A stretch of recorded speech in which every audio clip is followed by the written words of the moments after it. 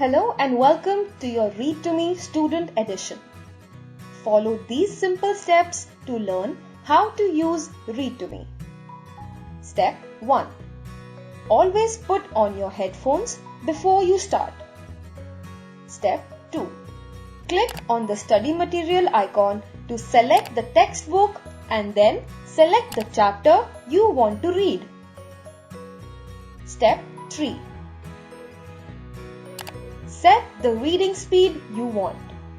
Press the play button and start reading out loud with the voice. Learn the meaning of words by using the English dictionary and the picture dictionary. You can also translate words to a language of your choice.